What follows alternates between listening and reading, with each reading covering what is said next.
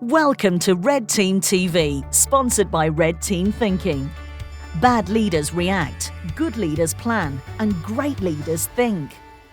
Each week, we bring you new ideas and insights from business leaders, military leaders, and thought leaders. Ideas and insights that will help you think more deeply and lead more effectively, so that you can better navigate your complex world.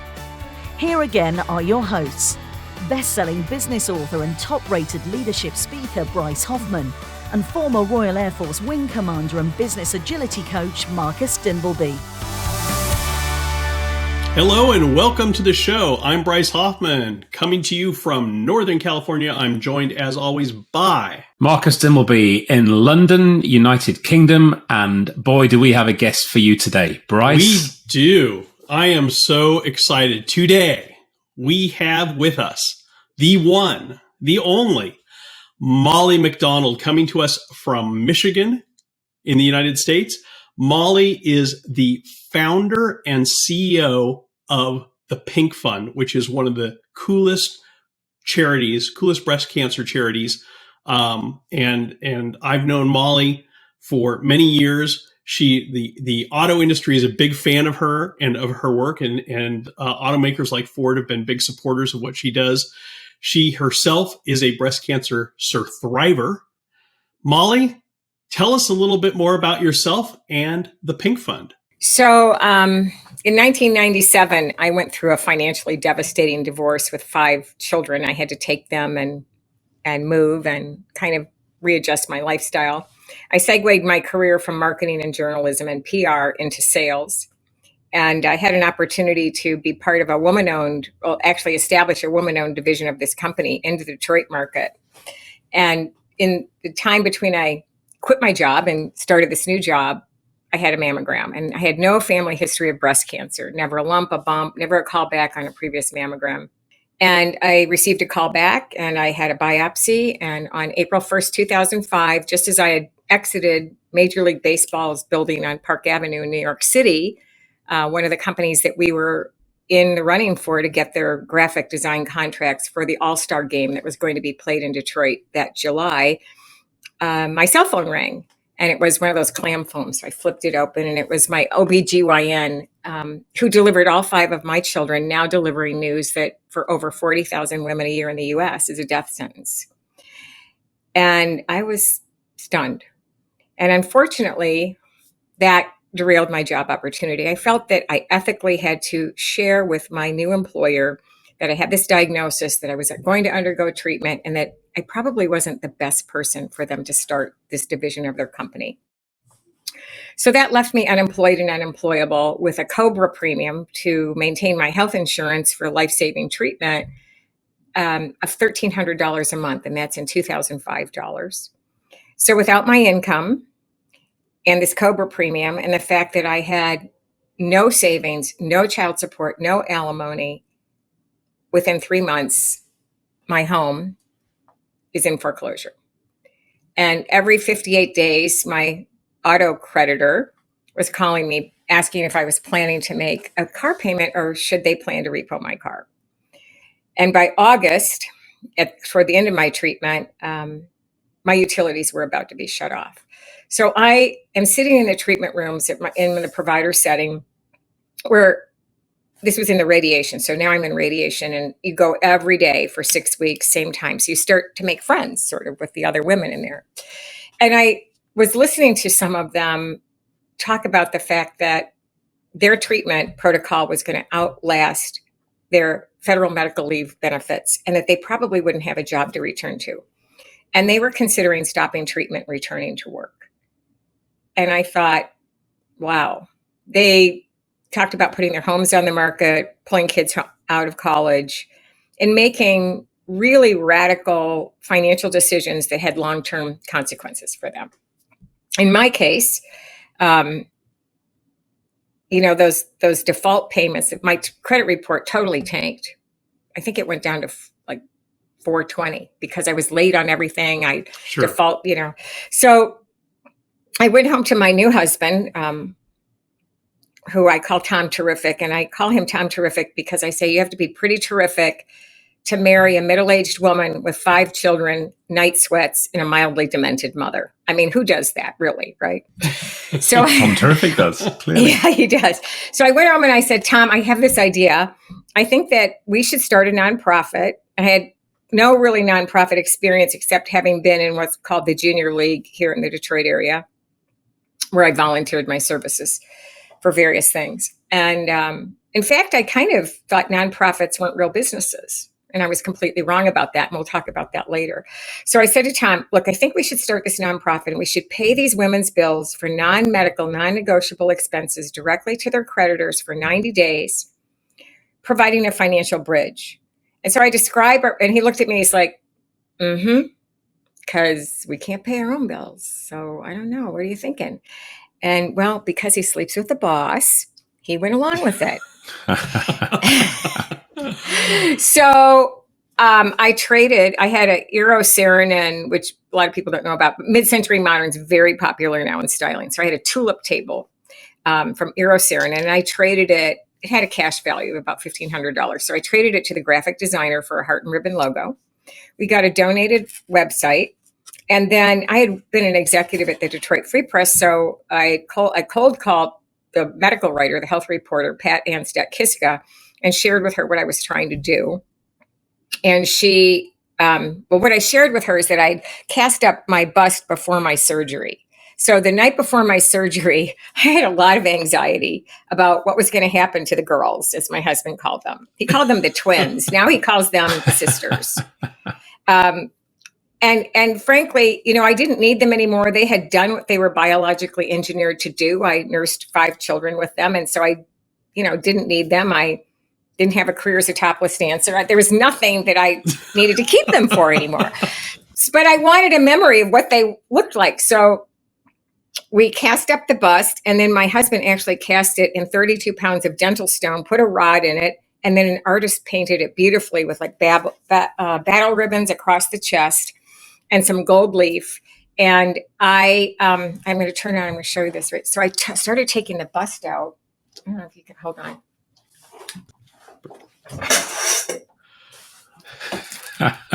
I had this fake ADT sign. See, look, see ADT. Brilliant. Symbol.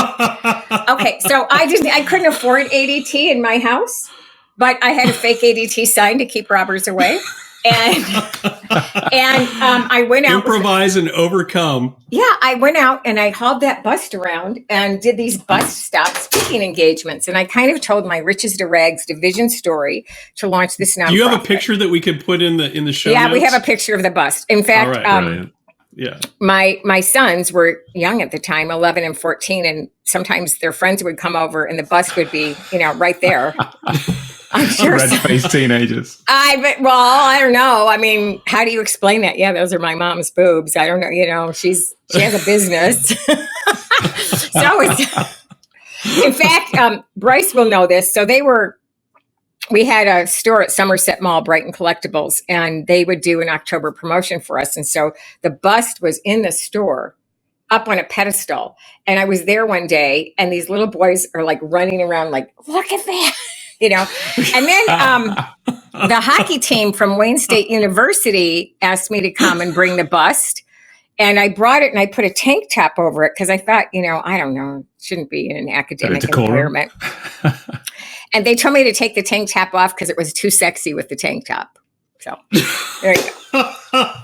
So anyway, that's how we got started. I would go and speak at Kiwanis, Rotary, Optimist clubs, churches, synagogues, community groups. And we officially launched October 2nd, 2006 with a front page story in what was then sort of the Women's Way We Live section in the Detroit Free Press. And they were part of Knight Ridder newspaper. I think it might be McClatchy or McLaren. I can't remember. We'll have to. Knight Ridder. But then they were sold. So they must have still been Knight Ridder. But 27 of the newspapers picked up the whole story. And then we put the bust for sale on eBay just for the hell of it. Because, if somebody would pay me $10,000, that would have given me some capacity building money. But nobody bought it, of course. And it now lives in our basement. So anyway, we started. And we were an all-volunteer organization for the first 6 years.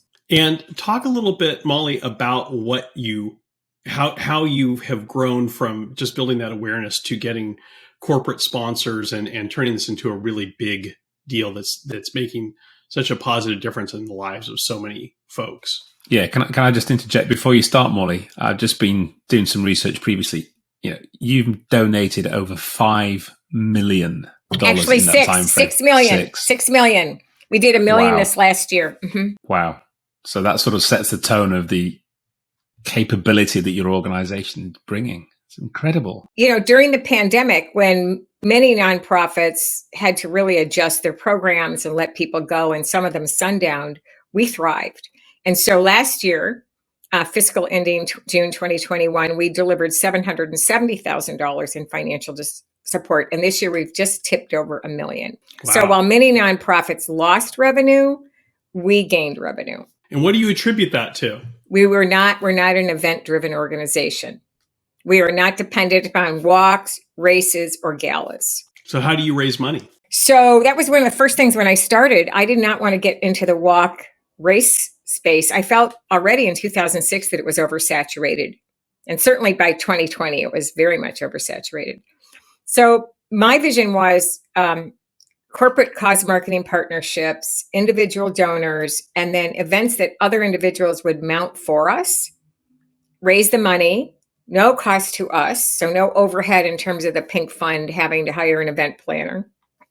And so it's kind of almost a third, and a third right now, that about a third come from third-party events, or they call it peer-to-peer fundraising, and a third from our cause marketing partnerships, for which we have contractual agreements where there are defined minimum donations and then options for additional donations. And then the other third are individual donors who make either monthly or annual gifts. That's great. Listening to you talk about this, it sounds like you're talking about a business. Yes. And so talk about.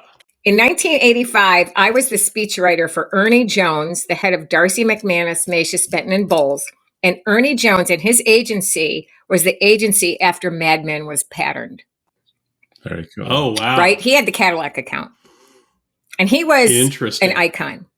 So I'm pregnant with my second child, and I was hired to write all his speeches. And we would eat in the executive dining room, and then we would go up to his palatial 3-sided glass office with huge oriental rug, Le Corbusier, beautiful leather couches. And Ernie would come out, not like a glass like this, but a highball, like a tumbler, a clear liquid. And I would have water. And I later realized that he was drinking straight vodka. Because things were changing during the interview in terms of his speech. So anyway, now I got totally off tangent. So let's talk about business, right? Let's talk about the business of nonprofits. So nonprofits, I think, have not really understood that the only difference between a for-profit business and a nonprofit business is that nonprofit businesses don't pay taxes. That's it.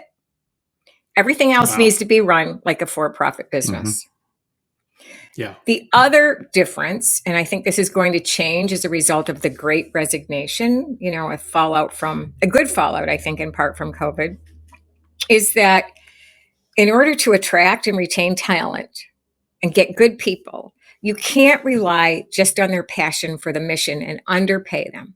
It's wrong.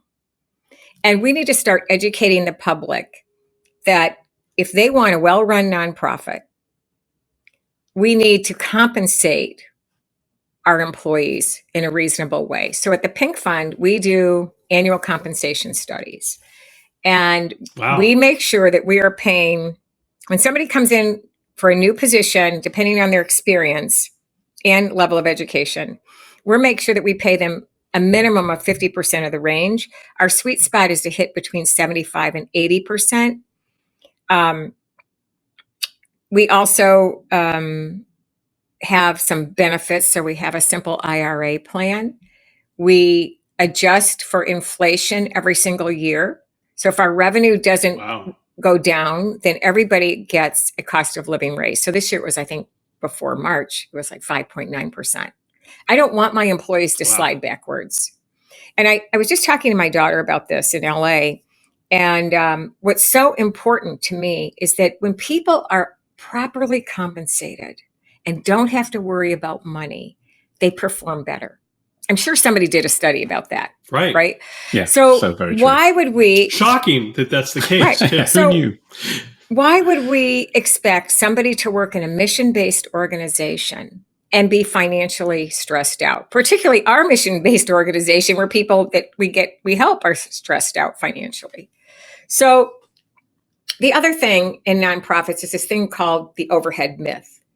So people always will say, so what percentage of my dollar is going to the program and what percentage is going to overhead, right? So your auditors come in, and they think all salaries are overhead, the general public. They do not understand the cost to raise the dollar or put it back into the mission. So the reality is, and I'll just give an example of my salary. So my salary is divided up 3 ways. Part of it is program, part of it is fundraising, and part of it is oversight.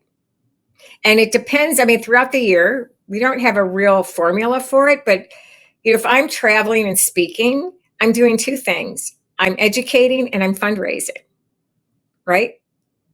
I'm not in the office running the operation. So I take those days that I've traveled and I've been out of the office and kind of calculate fundraising, program for education. And then back at the days that I'm in the office, I spend about 10% of my time in oversight of the whole operation. The 3 charity watchdogs many years ago came up with this overhead myth. And so people can Google it. It was Charity Navigator, GuideStar, and I believe the Better Business Bureau's oversight.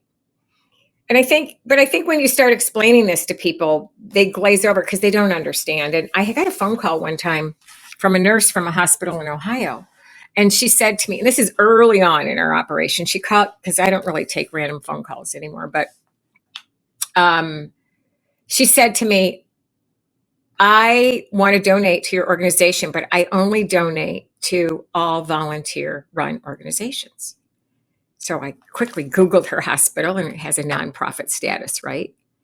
And I said, wow, that is so interesting. And you work for a nonprofit. So you're like a nurse and you don't get paid? You're working for free? That is amazing. You are so nice. Like how, and she's like, what? I said, well, your hospital's a nonprofit. So you've just told me that you only donate to nonprofit organizations. So I'm assuming that you aren't paid for your services. Yeah. She hung up the phone. Interesting. Don't like to be called out. Well, it's interesting because, I mean, you said something a minute ago, Molly, that's so important. It's so important for nonprofits, but it's also so important for any business, for any organization, which is if you want people to bring their best. Yeah, there are people who will try to move heaven and earth, because they're passionate about what they do and stuff for no compensation. But consistently, day after day, year after year, for the long haul, that's not sustainable for most people. And so if you want people to bring their best, if you want people to give their all to the mission, whether the mission is doing good works like your organization is doing, or simply trying to increase shareholder value for a company, you have to compensate them. And you have to compensate them in a way that is not making them constantly look over their shoulder at their expenses catching up. And I love that you do this cost of living increase separate from merit increases. I love that you have these mechanisms in place to give your employees the confidence that they're not going to fall behind, which is something I would imagine in the world today, with inflation at levels that we haven't seen since the early 1980s, with gasoline prices rising, with food prices rising, and everything else, that there are a lot of people right now who are distracted from their jobs because they're worried about their income. We've made some recent adjustments with the gasoline prices. We were already in a hybrid work environment between home and office. In COVID, we were home for almost 18 months. And what was remarkable is we delivered our program seamlessly without interruption during that time. But we've made adjustments to understand that the cost of gas is, basically almost double. One of my employees told me that coming here was costing them $12,000 a year. with the increase. So I Wow. said, okay, we have to fix that. Yeah. I'm not going to pay you more money. I'm going to let you work from home more. But I have to tell you a funny story that happened to me yesterday, and it's so embarrassing. So one of the things in nonprofit is that a founder needs to plan for succession, right? So I'm talking to other founders who are at a stage where they've already started that process or they completed it and they've found some of the landmines. So this would go to the importance of red team thinking right here. Mm-hmm. How do you plan? Do the it's not the postmortem, and it's not even pre-mortem, but it could be, because if you don't properly plan, your organization is going to be done, right?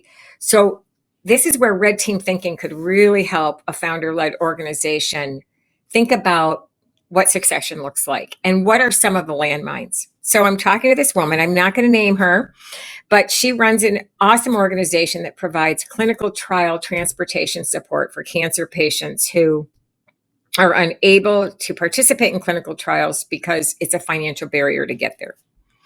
And I looked at all her 990s. And so for those of you who don't know about nonprofit, 990 is the tax return that we file every year. Even though we don't pay taxes, we are required to file a return to prove to the IRS that we are doing what we say we do, and we can maintain our nonprofit tax-free status. So I'm looking at her 990s for the last few years. She launched her organization the same year I did. She's, I think, close to my age. And I noticed that a couple of years ago, she took on a new role and they hired a CEO. But as I'm looking at the 990s, I can't see any salary paid for her. So when we spoke, she told me they were all volunteer, that she was a volunteer. And one of the things I said to her was, well, now that you moved into a new CEO, you never had a salary for yourself on the books. So then you have to raise money for that, or that's a new expense, right? So, and I'm telling her my riches to rags story. This is what I'm telling her. This is because I use this in my speeches. Well, I once lived a life of luxury, a life that most Americans gamble and buy lottery tickets trying to achieve. And then I told her my story of everything, how my former husband lost all our money and we had to move. I had to take my kids and leave. So at the end of our conversation, and I also told her I'm a former reporter. That was a big mistake because I hadn't done my homework, and then I was going to ask her a lot of questions, and I had not done my homework on her. I'd done my homework on the organization, but I didn't try to find out more about her. So I hang up the phone. I decide to Google her, find out who her husband is. She and her husband made the largest gift of $200 million to the University of Southern California. They made another gift of $100 million and another gift of $30 million. And I'm like, oh my God. I mean, I'm an idiot. So I send her an email. Title says, reporter did not do her homework. And I'm like, I am horrified, embarrassed. I can't believe it.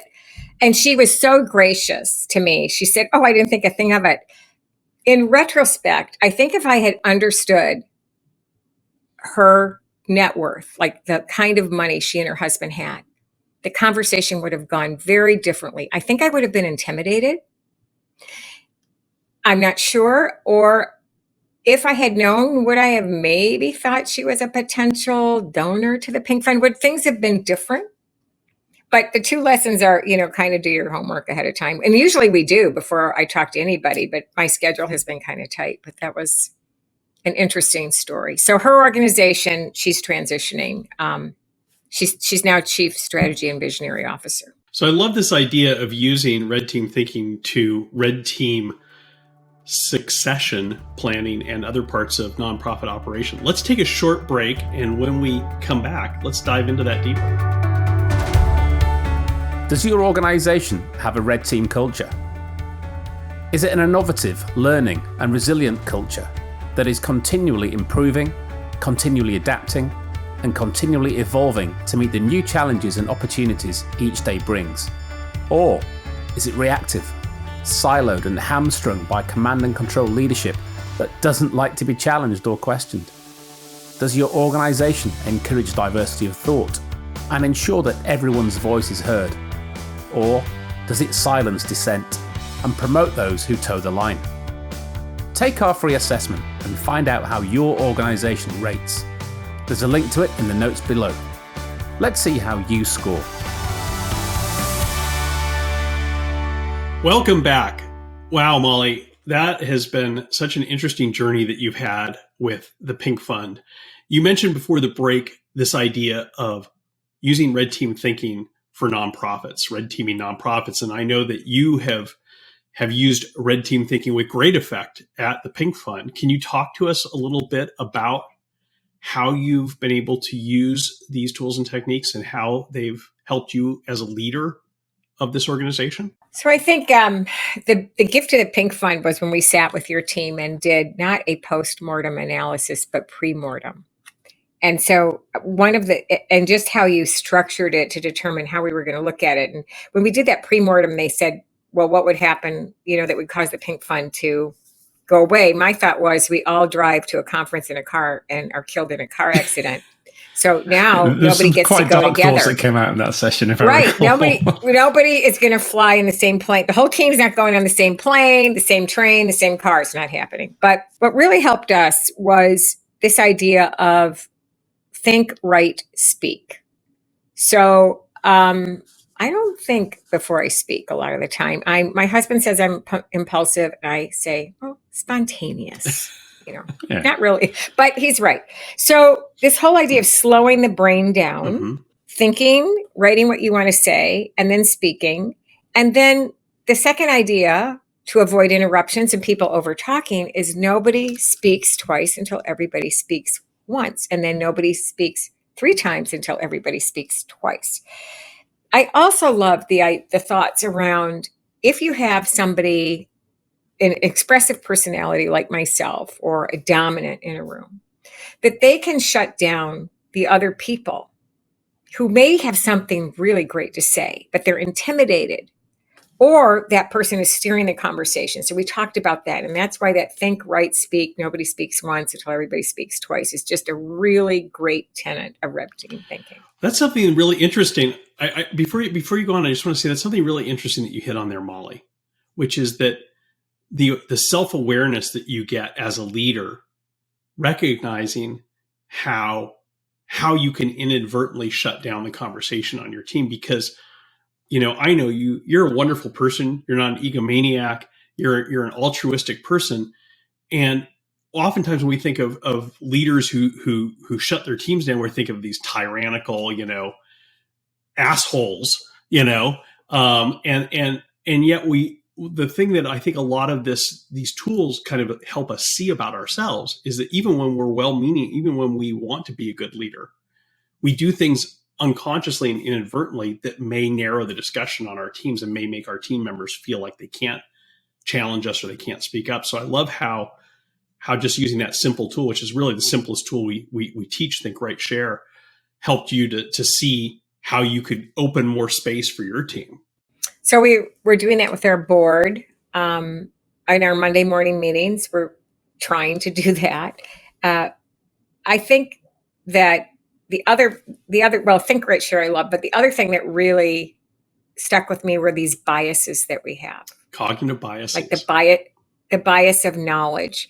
And I took copious notes when we were together, and I've lost them. So, but the bias, and then there were these other things like career suicide, like people afraid to speak up because they're afraid they're going to lose their job.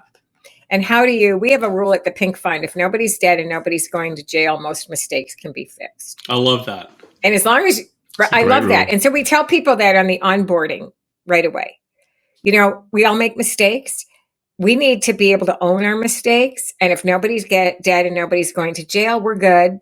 We can fix it. Now, if it happens repeatedly, we have a problem. Right.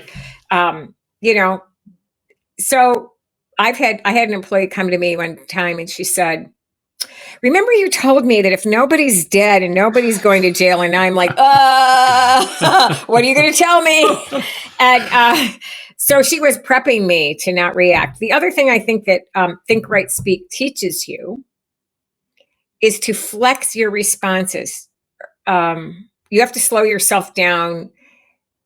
You think more clearly. You're listening more intently. You're taking in the information. Yeah. And I thought that was probably the number one thing. And I love the whole pre-mortem versus post-mortem analysis and Yes. how you use that to identify what could go wrong and what could go right, and whether you should move in that direction. Yeah, it's very powerful. If you know if you have a better idea of what can go wrong with a plan, with the strategy or direction you're heading, you can take steps proactively so that it doesn't go wrong. It's kind of like the old adage, forewarned is forearmed. And that's what allows you to take your time, isn't it? You can take your time, but in a hurry. As you said, it allows you to slow down, but speed up because you're being adaptive, you're aware of what's coming. And as a leader, that's really important, because if you're just fixed and impulsive, then you keep making these bad reactive decisions rather than, as you said, slow down, understand all of these factors that are impacting you or are likely to. And then that allows you to be far better positioned as you step forward, and your team is aware of, well, which is key, is taking your team. And we saw that with your group, very much it was a group team effort. And, you wouldn't have known you were the CEO in the room after 10 minutes. You really got to play the part as a team member. And it's fascinating to see that. So I think in general, I run kind of a flat organization and I ask people what they think. I did that before Red Team Thinking, but I also think this whole pre-mortem analysis allows you to look at maybe a growth opportunity and what are the risks and potential rewards. And once you've identified the risks, then you better have a plan in place to address them if it happens, right? So I can't talk about something that we were approached to do, but I'm in this Goldman Sachs program. And so when we're trying to look at a growth opportunity, is it effective? Is it efficient? Is it compelling? Is it profitable? And does it fit with you? So this opportunity that we have for the Pink Fund and does it solve a pain point? So this opportunity fits all those, except the last one. Does it fit with me? And what that means to me is it ethical? It's legal, but is it ethical? And Yeah. And how will I feel about it? Like that, I've always been afraid. I've lost a lot in my life, and I've talked a lot about most of the things we lose are taken from us, but we give away our integrity. Wow. And so I think red team thinking, if we use it on a consistent basis, will help us to check our integrity when we're confronted with potential opportunities to maybe raise a lot of money or make a lot of money. And what's the outcome of that? And I hope I never give away my integrity for money or opportunity. Yeah. So one thing that you hold, isn't it, that no one can take away from you? That's your decision. And I think that's such a powerful statement. Yeah. It is so powerful, Molly. And I have to tell you, that gave me chills when you said it. If people are using these tools and techniques to maintain their integrity, then I feel like my work here is finished. Humanity 101. Yeah, there's no greater goal than that. Like you say, at the end of the day, you do what you do, but you still have to look at yourself in the mirror. Bryce, you've been in the automotive industry and gotten really close to a former CEO of Ford. And I compare a lot of things that happen in the design, engineering, production, and sale of a vehicle. And at some point, often a problem is identified. Mm-hmm. But because of career suicide or other concerns, and it's not brought to the forefront. Right. And so then we have recalls. Yep. And we have death. And we have settlements, and billions of dollars are lost. And then there's a crisis that the automotive company has to address. And so when I think back to red team thinking, if every industry used this, and if every employee was free and felt like they wouldn't commit career suicide or that they were going to be heard, all of this would change. Yeah. I agree. Prevention of those things will be huge. Mm-hmm. And it's not just automotive. We're seeing it. No, in it's pharma, everywhere. But industry. We see it, right? We see it all the time. In fact, talking about pharma quickly, I did a speech. I'm really interested in clinical trials, and in clinical trials, this is where patients have run out of options for their disease state, and so they participate in a clinical trial. knowing that this may improve their survivorship and that of people in the future. So in the clinical trial space, everything is controlled. So they have these clinical trials, and then the drug gets through phase 3, and they're going to go to commercialization. But guess what? They haven't asked the patient. What? How would you like the drug delivered? So in some cases, the timing of when you can take a drug, before or after exercise, before or after eating, before or after sleeping, has been controlled in that setting. But when the patient gets home, it's not. And so a particular drug was all brought back. Nobody was taking it. They abandoned it. It's called prescription abandonment. That can even happen either because of cost, or it's just too hard for the patients to take. That happened with a lot of the early AIDS drugs in Africa in particular, because, you had NGOs who were like, great, there's now treatments for HIV and AIDS. Let's fund the widespread distribution of these drugs in rural Africa. But the drugs required precise timings multiple times a day. And you're giving to people who don't have a clock in their house. Right.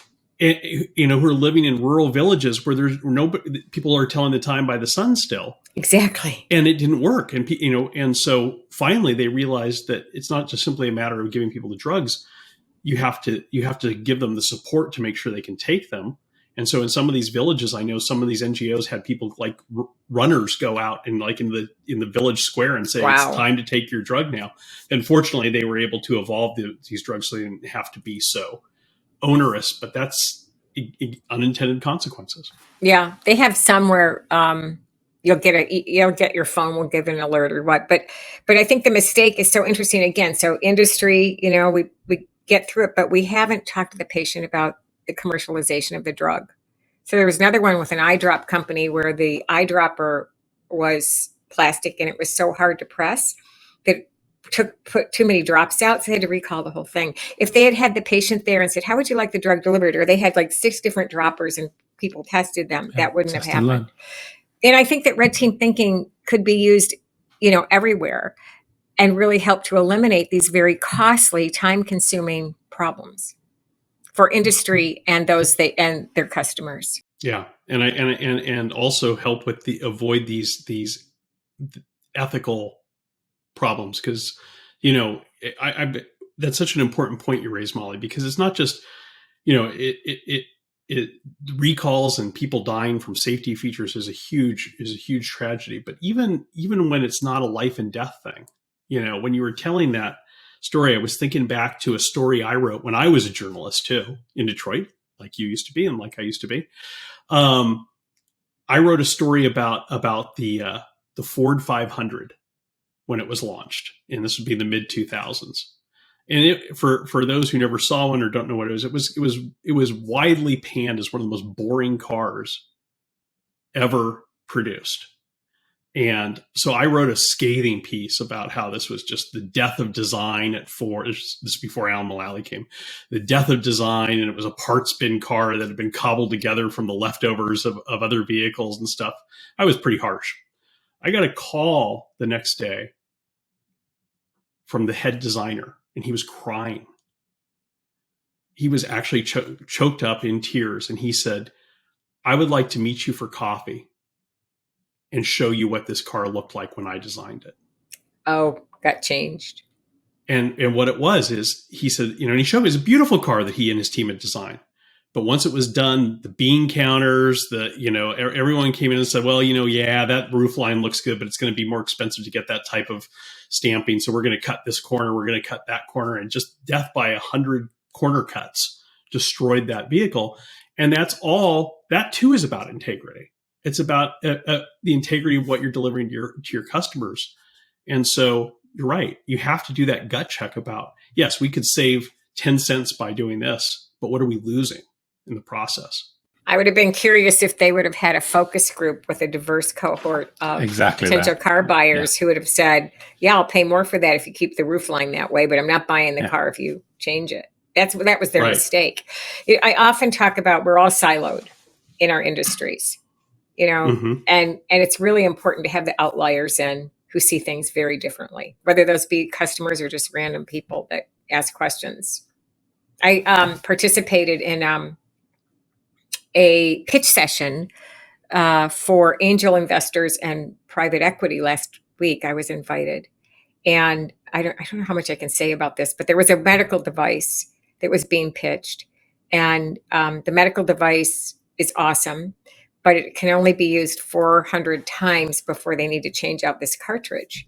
So this guy did a great job on the pitch, but I raised my hand and I said, well, how does the clinician know when the device is no longer able to be used? Like, is it going to beep at you, or is it like your car? It's going to say you're almost out of gas, so to speak. Well, he just didn't think to ask that question. I did. So there are reasons it has a counter on it, and you can't push this thing down when it's up and all of those things. But see, I'm not an investor and I don't know anything about medical devices. I know very little. So I saw it differently. And I was told that was a really good question. And that helped him to tweak his pitch for further opportunities to raise money to bring this device to market. Well, that gets into the diversity of thought. That is another thing we try to cultivate with Red Team Thinking. When you create teams, when you bring people together with diverse backgrounds from different parts of your organization, from outside your organization, they're going to see things differently than those folks are who have their nose to the grindstone.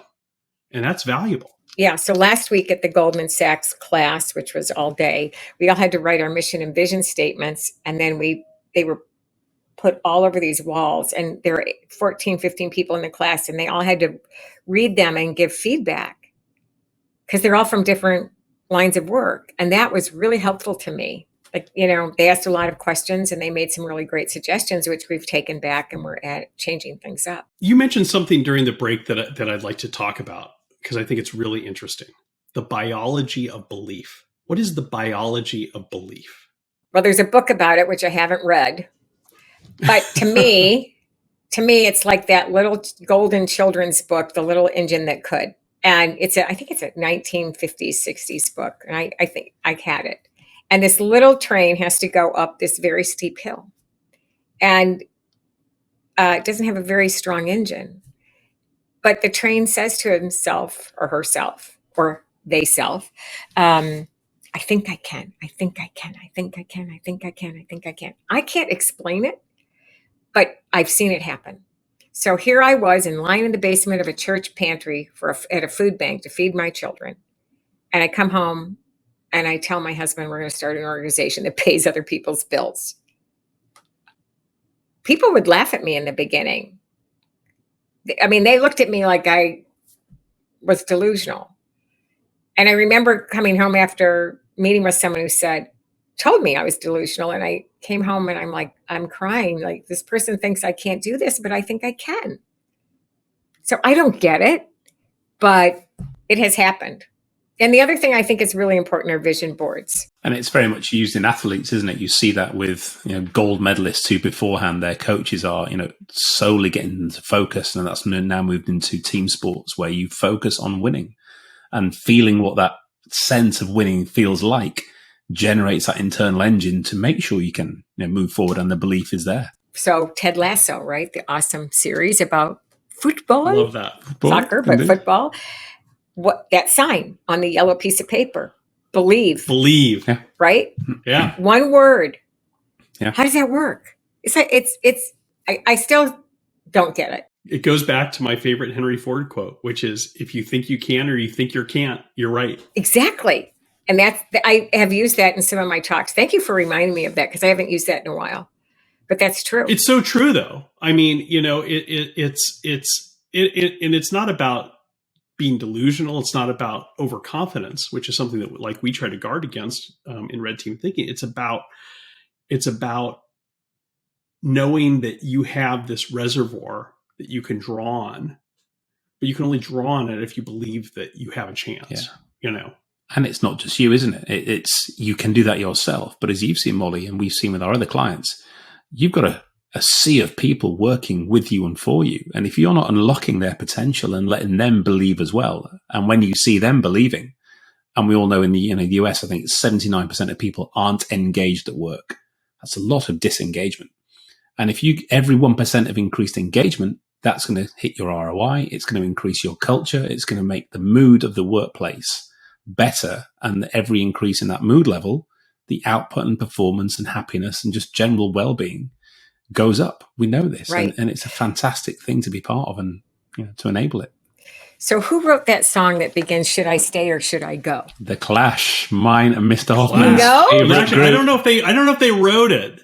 They popularized it. I don't know. okay. I'm going to look that up. So should I stay or should I go? We last spring did the stay. Well, it already is. Maybe it was last winter. We did this stay interview. Should I stay or should I go? Why are you staying? Why would you go? People need to understand that. And then they need to adjust if they value that employee, so they will stay. Absolutely. And I did look it up. The Clash did write it too. It's a great song. Love that song. So, Molly, we were talking about at the break, the gift of COVID. And we all know that in any crisis, the smart people who are thinking, looking, observing, see not just the threats, but the opportunities. And, in your position as CEO, what were the opportunities that you saw that came from the sort of dark side of COVID, if you will? Well, we saw a lot of, in the nonprofit business, so many of the revenue is predicated on events. So I had already decided, as I mentioned earlier, that we weren't going to be an event-driven organization. Yeah. Proved to be a wise move. Pivoting to hybrid work environment, we did that seamlessly. The gift of COVID for the Pink Fund was that we are now able to build a national board of directors because we're going to hold our meetings on Zoom. We'll have a 1-year annual meeting where we'll bring people to one location, probably here because it depends how that plays out. But by building a national board that's diverse, it opens us up to many more opportunities, right? Sure. So we just recently brought on a breast oncologist from the University of Texas named Marcella Mazzo Canola, who is an immigrant from Colombia. And this is so amazing. And she's helping us move everything to bilingual. And that's a community of people in the U.S. that are underserved, the Hispanic community.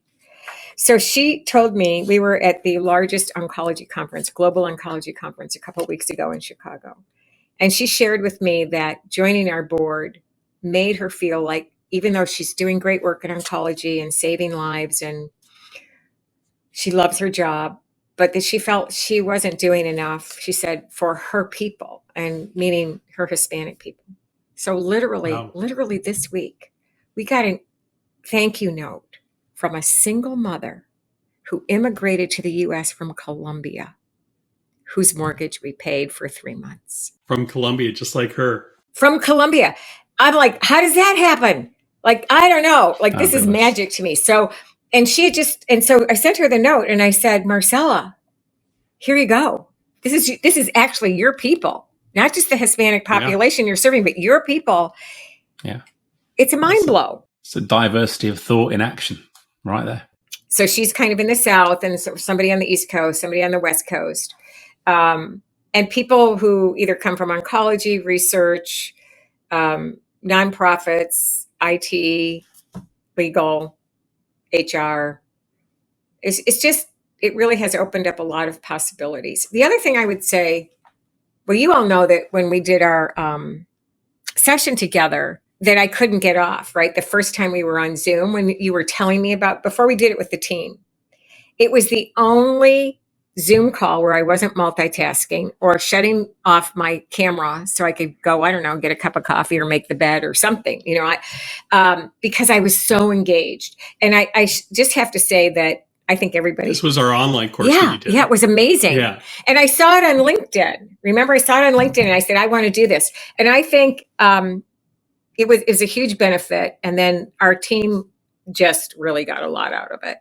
And so they asked me today, well, when you talk to Bryce today, are you going to ask him if we can do more? I'm like, well, yes, but we have to pay for it. We'll have to figure that out because we'll hook you up. This is my other thing, though, that I think that's really, really important is I don't like to take advantage of people. I don't think we should ask people to do unpaid, as you say, unconsulting. It's consulting, but that's the other thing I really liked about it too. What you talked about, the consultant is really there to work his or her way out of a job. Should be. Unfortunately, that's too often not the case, but yeah, absolutely should be. But if you follow the process, and if you practice the process, you will become proficient at the process. 100%. And that's the whole intent of how we operate with these tools and the way we teach them, because that's what we want people to do good with them. And we just did a client this week, and we did one session, and they came back for the next session. They said, hey, I taught my whole team this yesterday. I said, there you go. That's the whole point. You get this cascade effect. And this is how you create this movement of people, as we all want, is everybody holding themselves to account, speaking up effectively, and holding that integrity level, which is high. And potentially avoiding some very serious downside. That's what it's all about. Hey, this has been a great conversation, Molly. We will definitely get you some more red team thinking. You don't have to pay for it, because we believe in giving back as well. And your organization is such a great organization. I encourage anyone in the U.S. or anywhere else to check out the Pink Fund and look at the good work you're doing and make a donation. So we'll have you back on, because I know there's a lot more we want to talk about, but it's been such a pleasure to talk today, Molly. Thank you. Well, thank you for the opportunity to share my story and to really execute the wonderful red team thinking that you're teaching. Thank you for tuning into Red Team TV, sponsored by Red Team Thinking. Be sure to hit the subscribe button and notification icon below so you don't miss the next idea-filled episode. If you prefer to listen on the go, subscribe to Bryce and Marcus's podcast, The Thinking Leader, on Apple Podcasts, Spotify, or wherever you like to listen. And don't forget to visit redteamthinking.com to learn more about Red Team Thinking work and Marcus and Bryce's upcoming online courses.